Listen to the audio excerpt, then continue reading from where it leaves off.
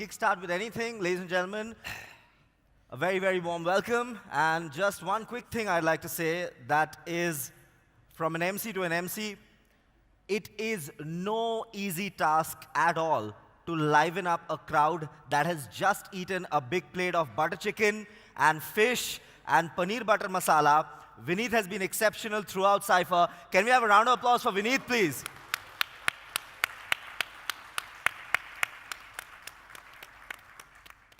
All right, great. He made my job easier because made sure all of you are awake. The rice wasn't really working, but we will be working here. Very, very warm welcome to all our esteemed panelists. Thank you so much for being here at Cypher. Very warm welcome once again to you all. Thank you so much for being here at Cypher Day 3. The first thing that I'm going to do is going to ensure that the versus part of it is intact, because this is quite literally a contest between the innovators and the investors. So what I'm going to do is we are going to have Rimjhim and Abhishek sit together. Yes. So can we have Rimjhim and Abhishek sit together? And we are going to have Ashwin and Arjun sit together but these guys all of them have big hearts, these guys especially, because they were like, these are the founders. They are doing the cutting edge stuff. So they are very, very important, but the same way they said that the cutting edge stuff won't really be possible if we don't get the finance coming in from here. So we are going to talk about the marriage of these two things, the marriage of the innovation and the investment. So once again, a very warm welcome to all of you. Very, very warm welcome to you guys as well. We have the first question coming up, AI innovation versus investment reality. The first question for that, I'm going to go to Arjun and Ashwin. What are the key expectations that VCs have from AI startups, say in terms of growth, scalability, and return on investments? Yes. Amazing. Yeah. Good afternoon, everybody. Good to be here. I think, honestly, venture capital investing for us, whether it is AI or not AI, the expectations are very similar. You want to build really large outcomes through breakthrough technology innovations in very large markets, right? So that doesn't necessarily change in the context of Gen AI or AI. Our expectations as early stage investors, when we're evaluating the founders, is, are they ambitious? Are they solving a really, really big problem? Do they have a very differentiated way of solving it, right? And how are they articulating all of the above to us, right? The important thing at the stage that they're talking to us, which is idea stage largely, is while there is an ambition to build billion-dollar companies or multi-billion-dollar companies, right, we're still trying to see how they can get off the ground, right? How you can convert this initial story and excitement to a viable product. What is phase one, particularly with our capital, right? What can you do in the first 6 months, 1 year? Can you put a decent product out there? Can you get a few customers that validate the innovation that you're doing and get value out of it and pay you for it, right? So while we are looking at the big vision, we are looking at what you're going to do in the short term and what you have thought about breaking down the multi-year journey into the first few months and years, right? So that's where we like to spend most of our time to get excited about what they're building. Lovely to hear that. Ashwin, if you have to ask you the expectations that you look from founders in terms of the investment that you want to put in. Yeah, I think let me agree with the part about, it's not very different with AI startups and other startups when we're talking about growth, scalability, and so on, right? But when you're thinking of AI startups, if I were to drill down a little bit, I think we're really asking what's the complexity of the use case that you're solving, what's the level of problem you're solving, and the more complex it is, that means your technology is playing a greater role, possibly, right? And that's one of the things that sort of is important for us. The second part that we've learned over time is when we think of scale, it's not just about you saying, I have this AI and this is what it will do. Very often, when you go into enterprise, if you want to move from a smaller ticket or an ACV of, let's say, a few hundred or maybe $100,000 to $1 million plus ACV, I think what happens or what is important is you're not just a niche AI play, but you also address a broader digital problem. And your coverage within enterprise is longer because that's when you are a lot more because that's what gives you larger scale within organizations. And the AI piece itself may be a smaller part, right? And that's the case with AI native startups. The third thing, and I mean, a deep tech fund saying this, but it's very important, is that while product is important, while the AI is important, getting your distribution right is really important to scale. So figure out how you're going to market, who's your customer, how you're getting there. Your distribution strategy is almost as important as product and tech. That's great to hear. There was something that Arjun said, that the ambitiousness, sorry about that, that the ambitiousness of the founder is important. I've worked in the Mumbai film industry for multiple years, and there are something that people who put in the money say a lot, that a director or a writer should be ambitious, but not too ambitious, because then ज़्यादा पैसे खर्च होंगे. I'm going to come to Rimjhim and Abhishek. Have you guys ever heard something like that from an investor? Rimjhim? A lot of time. Absolutely. Everyone wants a company which is ambitious and also have a vision of future, because we need to evolve and also adopt new technologies. Even after 10 years, we as startup will not be startup anymore, and possibly we will need to still be in the race of making profits. And even co-founders are, directors are here for earning good money along with good visions in the future. So absolutely, we get that all out. Lovely to hear that. Abhishek, I want to ask you, how do you guys, how do the startups, the founders, the entrepreneurs strike that all-important balance between the innovation and also the practicality bit of it, which makes an investor think that I can put in my money and then the ROI is not going to take me a very, very long time. It's going to start pouring in. So how important is that balance between the innovation and the practicality bit of it as well? Actually, it's a very important question, especially given my background is in engineering. Most of the engineering background founders prioritize product building and the kind of quality they want to induce.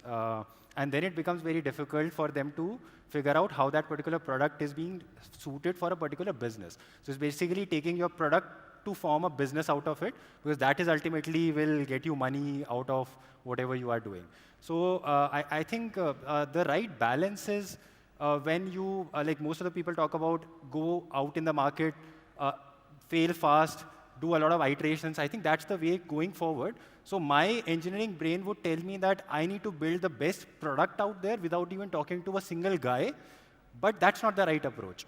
Maybe then an engineer has to tone down or a founder has to tone down and be like, okay, I'm going to build a product which will work, go out in the market, iterate, test over it, and then maybe I will keep on improving it. So instead of having like a one-shot sort of solution to whatever you are building, I think it is better just to iterate, jump from one small step to another step, and keep on iterating and validating whatever you are building.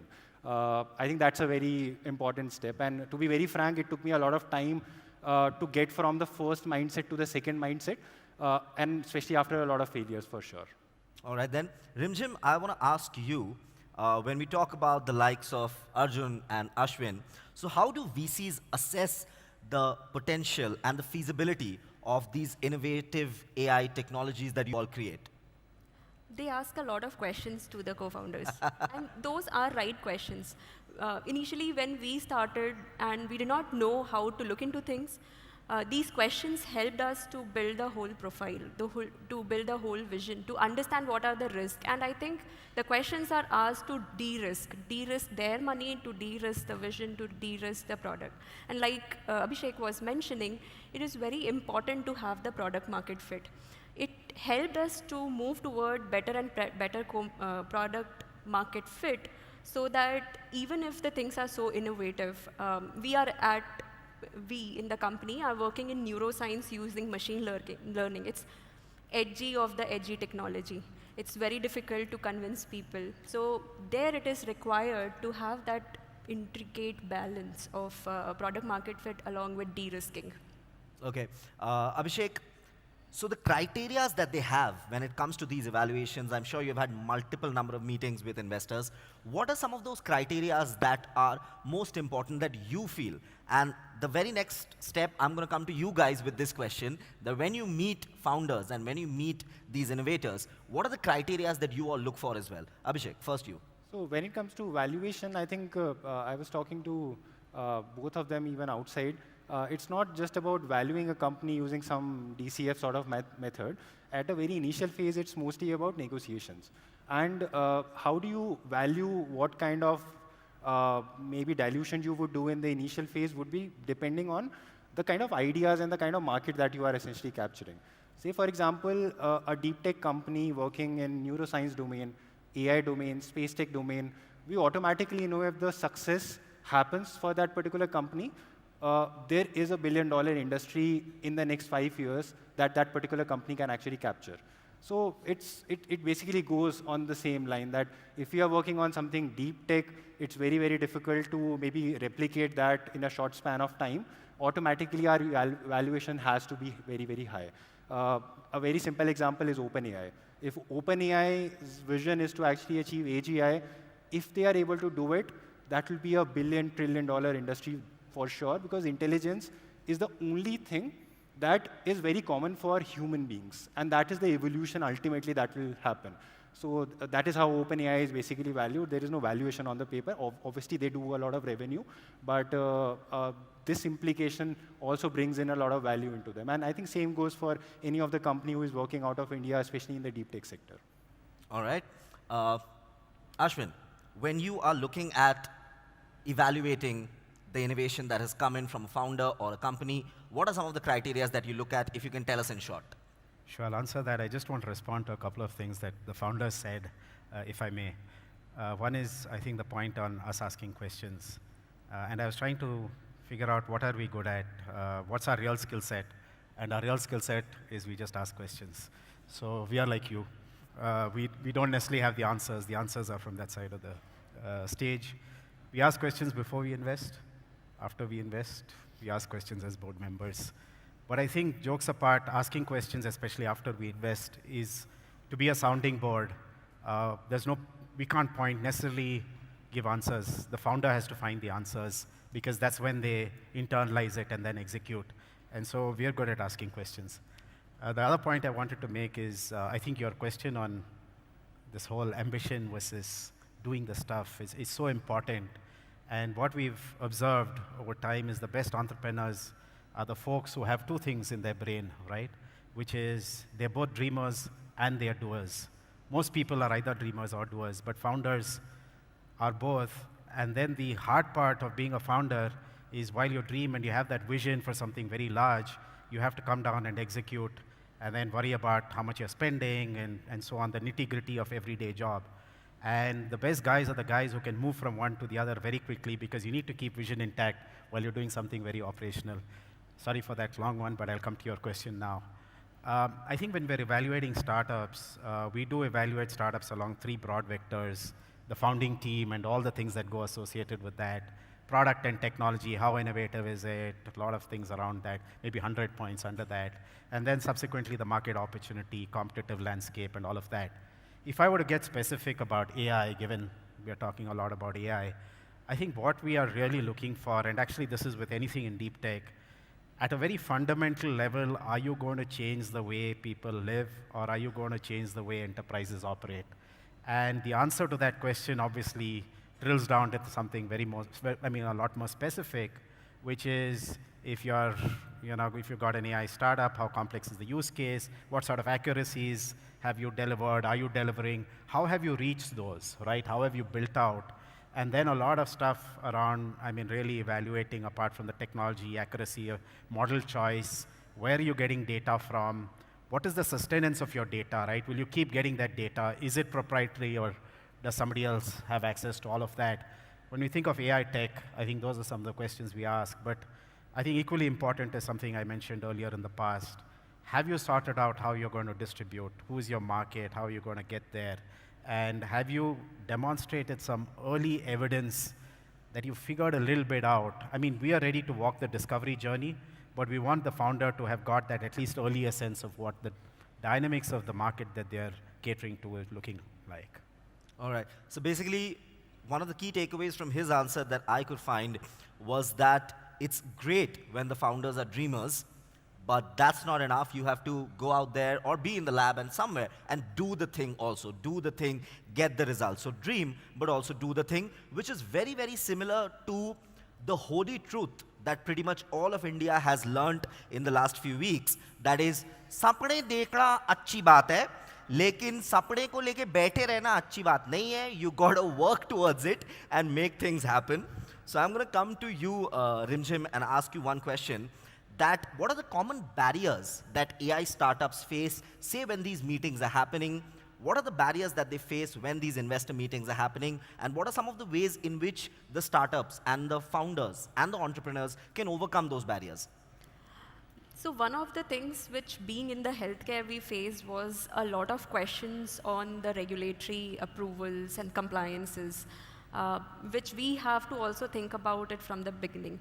In general, there are a lot of questions on the traction, and the traction in new technology is usually very low. So for example, OpenAI couldn't have gone out before having a product, but at the same time, they have to talk about the traction. How would that happen? Managing that is very difficult. We also faced similar situation where we were discussing with doctors and they were saying that we don't know what you're talking about. We cannot give LOI to you.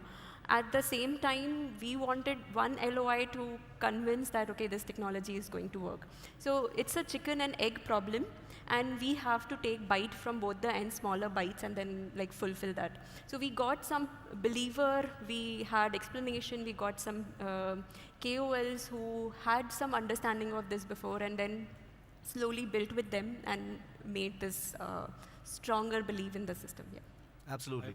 I would love to yes, add yes, to please. that particular bit. I totally agree on the chicken and egg problem. Again, to build something which is absolutely foundational, especially if it is something very new, you won't have a product that you can take to the market and ultimately get that particular validation or traction for the product. You would need investment at a significant level to build something which is useful. So now, on one end, investors are expecting that you show us some sort of validation, but maybe you have a broken product which would require a lot more money to actually ultimately get to the market. Obviously, founders do find ways that, okay, fine, you can co-build with somebody and things like that. That option is available, but that sort of bottleneck is definitely there.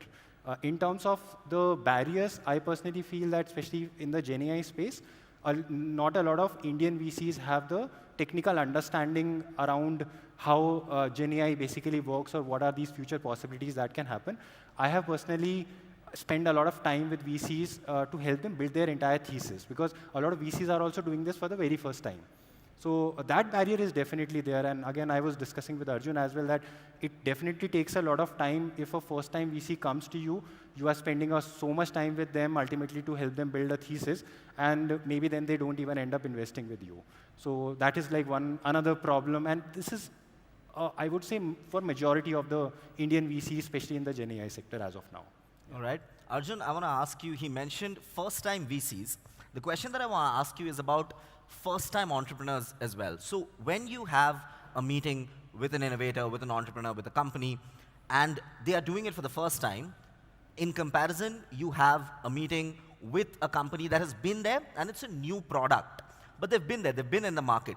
The mindset with which you look at that meeting and you look at that prospective investment, does that change? No, I think it definitely does. I think first-time entrepreneur is learning just so many things for the first time, is that much more in his or her comfort zone, right? I think Abhishek mentioned this earlier. They prefer to do things that they are good at already and double down on that. Say if you're a tech person, then you will double down on that, and just, if you tell a story also, you will, 80-90% of the story will be tech, right? While, you know, the little more mature or second-time entrepreneur from a story perspective possibly thinks customer and market that much more, right? Because they've seen that journey and understand that you got to bring the business lens in either equally important or more early in the story. That's sort of one big difference that we've seen which part of the story do they emphasize. The other aspect is, what second-time entrepreneurs get a lot of, I would say, in general, from most VCs, the benefit of is because they've executed in the past, right? You give them that they know how to hire people. They know how to hire a sales team. They know how to go to customers, right? So the operational part, if you will, correct, which is actually, in my opinion, is after PMF, right? It is not pre-PMF, right? The post-PMF journey, there is a lot of risk reduction with a second-time entrepreneur, in my opinion, because they know how to scale, they have built a business in the past, they have gone to customers, they know how to build sales, marketing, customer support, right? All those functions, right? I am of the belief that first-time and second-time entrepreneurs, on the idea side itself, I don't think there's any difference. Possibly, I will give an extra edge to the first-time entrepreneur because they're thinking absolutely breakthrough, innovative. Second-time entrepreneur can be a little more Safe. yes, and has wants to, because of the past experience, wants to make it right, and is not being as audacious, right? So there's that balance, right? So there is an execution advantage, but possibly the first-time entrepreneur, and I think data will suggest, if you will, that most really large, amazing breakthrough outcomes have been created by first-time entrepreneurs, right? So there's a risk mitigation aspect, but there is a greenfield aspect between first and second-time entrepreneurs. That's the difference that we see. Absolutely. So the next question that I want to ask you guys, this is a question to all four of you. So we'll try our best. We'll keep the answer a little crisp. Also because after that, we have like 15 minutes left in the panel discussion, and very soon we'll be opening the floor to questions from you guys as well. So the question that I want to ask all four of you is, what strategies can AI innovators and investors combine together to ensure that the collaboration becomes an effective one? Ashwin. I think, most of the time we are collaborating with our portfolio companies, right? And I do think, as somebody pointed out, having the understanding of what's happening beyond that, we do have conversations with people who are pitching to us all the time, but deeper conversations with startups that may not be pitching, may have raised rounds. We invest in the early stages, pre and A. There's a lot of benefit to be gained from having conversations with founders who hit C and D rounds, right? Even some of us have hit B plus rounds. There's a lot of learning and a lot of exchange of ideas that can take place. I think the second way, there's a lot of collaboration is because we have a bird's eye view and we see many at the same time. I think founders in their conversations with us will see a little bit more breadth because of what we see, but when we talk to founders, we see a lot more depth in a specific use case, and some of that is extremely helpful. And then the question that you asked, right? What are the challenges that they're facing? Understanding one founder's challenges or figuring that out, knowing about it is extremely good because then you're able to take that knowledge to other folks, other people in your portfolio as well. So, many ways in which we can collaborate. Absolutely. Arjun, what are some of the strategies that can ensure a healthy collaboration between the innovator and the investor? No, I think, of course, concur with what Ashwin is saying. Can you draw from the experience of the founder or the investor from the founder perspective of what they have in the portfolio and their overall access? But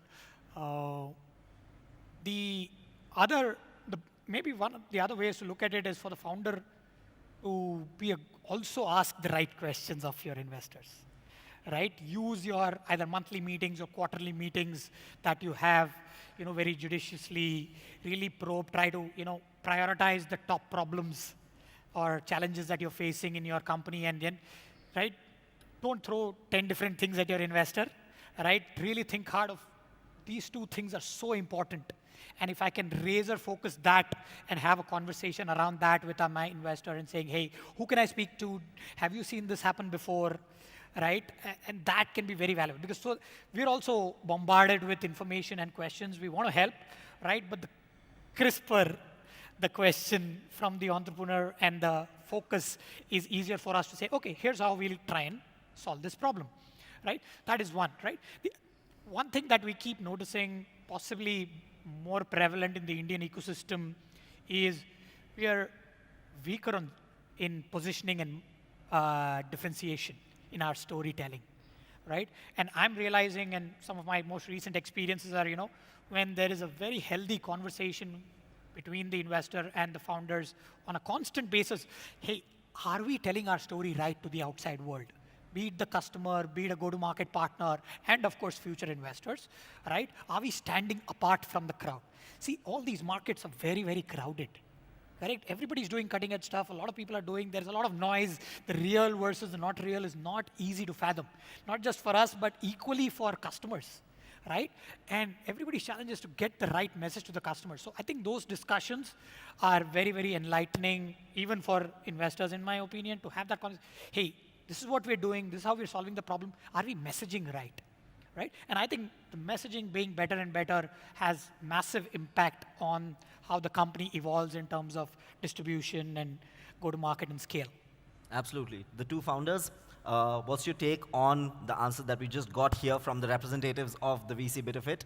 And what are some of the strategies that you think can enhance a healthy collaboration between the two parties?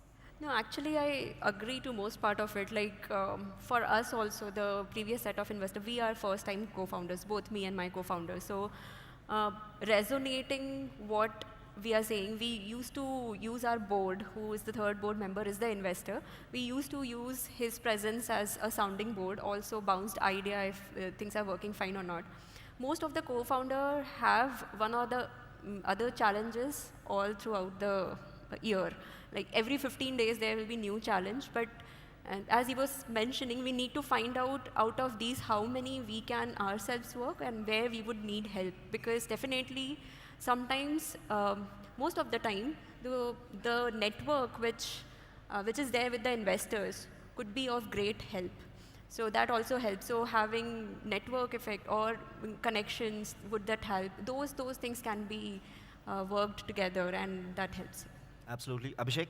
I also agree on that particular point because like how I have structured this particular bit is that the stakeholders within Soket AI, so we have these investors, angel investors, and then we also have a couple of mentors with us as well. And how these things typically happen is that we reach out to someone who is an expert in a particular area. Say, for example, high performance computing. One of my professors at ISC is coming in who is a mentor to us. Now, for a specific set of problems, we have specific set of people in that particular pool. Now, we don't even have to think about who to reach out to if we are facing with some problem. So we don't bombard them with a lot of problems like everyone. That is absolutely inefficient. Whenever we are facing a specific problem, we just go to those set of people, ask them for their advice, and then take it forward. So that has helped us a lot because then we know who to reach out to, and then we also know who we are onboarding as a mentor and as our investors, something of that sort. On your previous, like the base question, I would actually add another entity apart from the startups, the investors. It's the government of India because they also play a very important role. So we at Soket AI are building foundational speech text model for vernacular language. Given it's a foundation model, it's definitely, it will be expensive for sure, and it's one of the very hard problems to solve for sure. Now the thing is that if the capital infusion, because the risk is so high, if the capital infusion might not be happening from a VC side because the risk is so high, the government of India has to come in. And that is where this triangle bit would form, where maybe the government of India is supporting us, and by the way, they are. They have this huge mission. We got a lot of credits. Even from our partners, we got a lot of credits, and that is what we are leveraging to actually create, I would say, a validation product which we can take out, and then ultimately convince the VCs or the investors to come in, support us to actually expand that particular bit. So I feel that these three entities, and this is true for any deep tech startup, the government of India does support, and then they fill the gap where investors and startups are not doing something, especially around the support bit. And then automatically, once you get a particular level, VCs are automatically interested because they want to make a lot of money out of it, and then they see a way to do that particular bit. All right. The next question, we're almost towards the end of it. So the next question that I'm going to ask is a proper controversial question. And the answer that you guys can give can only be in the form of a percentage. 60 or 40, 50 or 50-50, something, a percentage. So say a very, very innovative, path-breaking idea, and an investor has come on board, and the partnership has kick-started. After the partnership has kick-started, what percentage should the investor be hands-on, and what percentage should the investor be? I'll let them be. What percentage hands-on and what percentage let them be? Rimjhim, you, and just the percentage. It's a very tricky question. There cannot be a percentage. It depends on what is the talent also, like understanding. We have had VCs who had See, the background. That is why it's the controversial question, no? Exactly. I would actually let him answer first. So that's a great way to just. Sachin used to do this sometimes when the ball would swing a lot. He would go to the opposition batter and say, "Tu pehla ball le." All right, you have to take the first ball, Abhishek. I would say 0 to 100%. Huh? 0 to 100%. 0 to which one is 0? Like, you wanted an answer, right? Oh, you have to tell us that. Hands-on 0 or let them be 0? Again, I would actually agree with her. It's a very contextual question, which is also based on what your startup is doing, to be very frank, and even the stage at which you are at. So I can just tell you about the stage. Say, for example, if you have a couple of crores in your bank, you would obviously have an upper hand, and you can negotiate with the investor.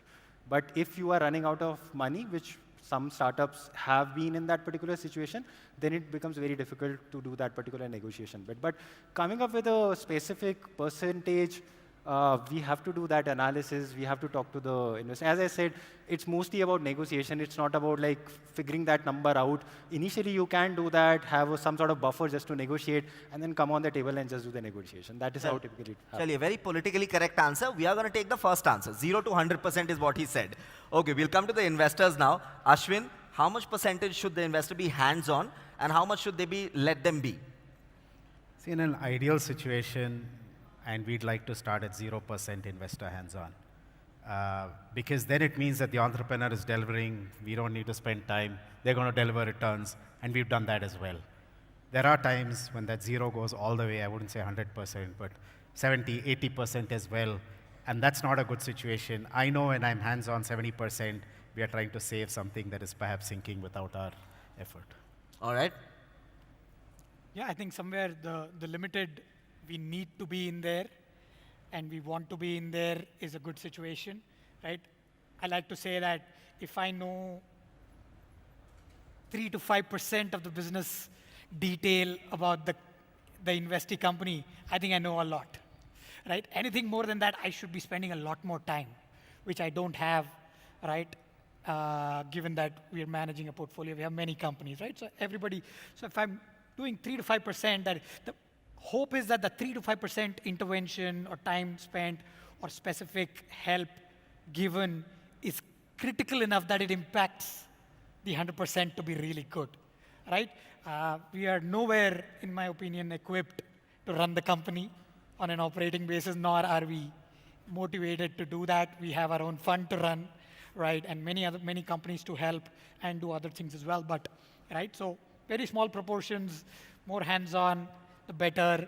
The company is doing well, and it's a sort of an autopilot from our perspective. That's great news for everybody. Absolutely. Right? Our investors. But be aware enough, right, so that what we don't like is shocks, right? Like something I don't know, like it's a surprise that they're in trouble, right? So therefore, continuous conversation, being updated is very critical. Like I don't want to hear suddenly that you're in trouble.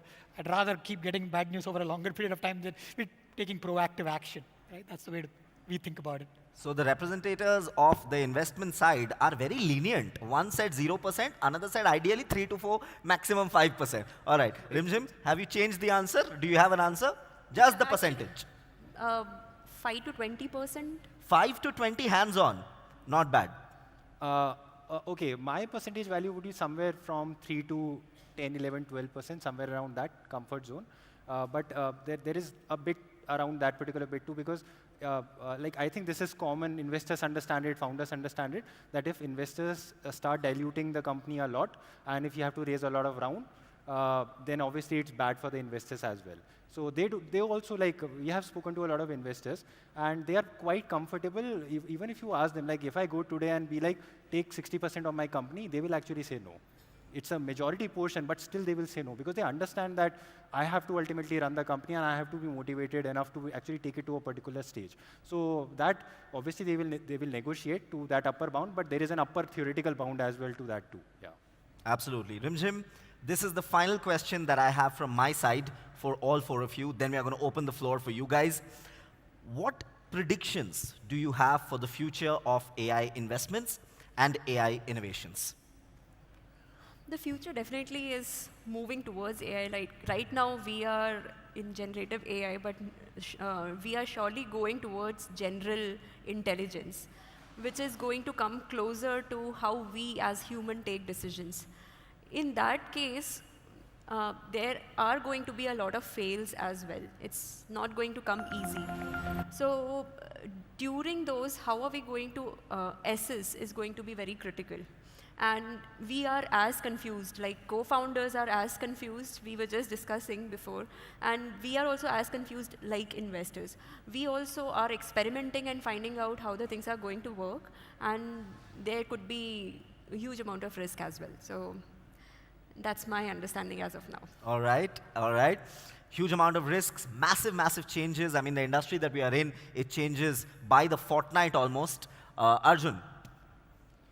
Predictions always difficult to do, right? Things are changing literally on a weekly basis.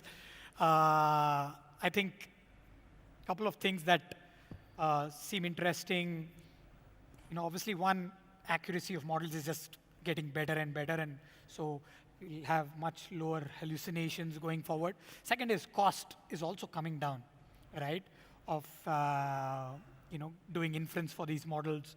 So those are two key ingredients for real mass adoption. What we're most excited about, I would say, is the combination of Gen AI or the cutting edge AI today with the physical world, right? Be it with robotics, be it with drug discovery, be it with many other sectors, right? How can you mix these two areas, right, and take advantage of these breakthroughs that are happening on compute and inference and intelligence to change things in the physical world, right? Of course, there's a long way to go on even just the pure software side of things, but hardware plus software or hardware plus AI is where there's max excitement for the next few years in my mind. Looking forward, really. Ashwin, predictions for the near and distant future, marriage of AI innovations, AI investment? Yeah, let me answer in two parts. I think the first part is we started investing in AI back in 2018, right? The pre-Gen AI era. Let's just say before it was cool.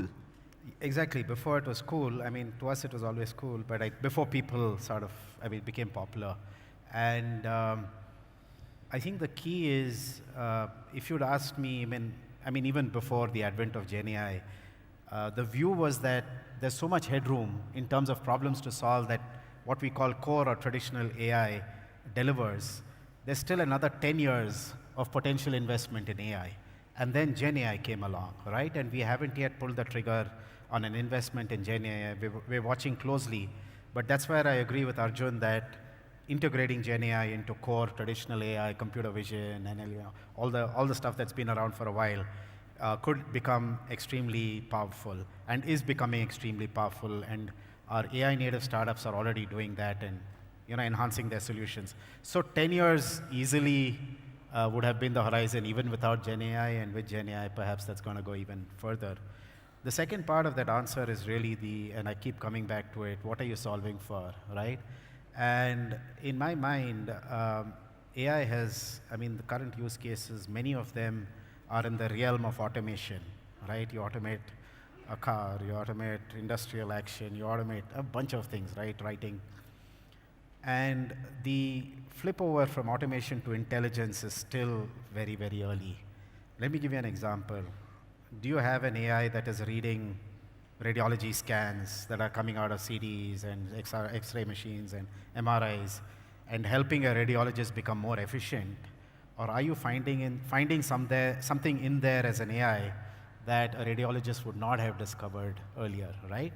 And there's a distinction, right, in the complexity. Of course, leave aside market adoption, but just the ability to do this or this extremely well. And I think the shift from automation to real intelligence, and I'm not even getting to singularity, but just a lot more intelligence is still around the corner, and I think that's what's going to drive a lot more adoption as well.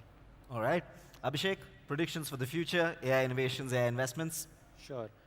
So these are more hope, I would say, than predictions. So I hope that I think the check size, especially in the initial stages of the startup, in deep tech increase to what it is right now. Because I personally don't feel that the amount of investment that is coming in, especially at the earlier stages, is a lot to do something which is very foundational. I feel that way. Second, I would say people do shy away from talking about AGI, but I personally feel that's the holy grail of intelligence, and the world is moving towards it. Unfortunately, we in India are not doing that. So I personally feel that maybe we should start talking a lot more about it and looking at where we can actually go and converge and what kind of use cases can be built around that particular entity. Because most of the people, 99% people, talk about AI or Gen AI with the present use cases. Most of the people are trying to fit in present use cases into how I can do X, Y, and Z using AI or Gen AI. But we are forgetting that OpenAI didn't happen because of that particular bit. Right? It happened because they were building something for the future. And AI is that technology. If today we don't start building for, say, next 5 years or 10 years and start looking at those innovative ideas, we won't be creating any moat around whatever we are doing. Most probably we'll be re-engineering stuff here and there, and that's it. So that is what my hope is. And I would also say AGI bit, a lot of people should come together, especially doing research. Instead of doing brain drain and sending our people outside, people should build out of India and do a lot of more innovative bit by staying in the country. We have a lot of opportunities. Somebody was talking on the stage as well that in India, Vadwani AI, India में जहाँ पे पैर रखोगे वहाँ एक नई opportunity है. We should explore that opportunity. The only bit why we can't do it is because of other constraints as well. So I think we should start doing that. Actually, I would like to add 2 points since he was mentioning about few details. So number one, in my domain specifically when it comes to neuroscience and healthcare has not seen the revolution which other domains have seen already, like OpenAI, and these are for more general purposes. But in radiology, like he was speaking, and in healthcare, we have not seen a revolutionary product yet, and there are a lot of scope. And in specifically neuroscience, I see that in coming decade with Neuralink, BCI, and so many others happening, there is a huge possibility over there, huge innovation. Second point is most of the co-founders who are in India and who are at least a bit successful to do things and get some traction, they are getting opportunities from outside in terms of investments, like from US, from Singapore. There are possibilities to get the investments from outside and run the company. But usually in that case, they need to flip. I have seen a lot of deep tech startups who have flipped to US, and the drain happens because they have to take all their patents to their country, because of which the opportunity is going out. The great deals of new edgy technology, usually you will see it comes out of US because there are so many Indians who are creating those technology from US. So that needs to still be claimed and keep back in India. We also have got opportunities very early in our stage from Singapore and previous year from US, but we took that struggle to stay in India and work from here. Absolutely. I'll just quickly mention one thing on the usage of AI in the industry of healthcare bit. I was in conversation with doctors from AIMS, and they are doing some really path-breaking work where the usage of AI is allowing them to detect breast cancer at the very earliest stage. And the quicker the detection can happen, the easier it is for the treatment as well. And they're also working on other forms of cancer with the usage of AI. So the future is literally endless on all the things that can happen. I will quickly ask the folks there that if we have time to take some questions from our audience,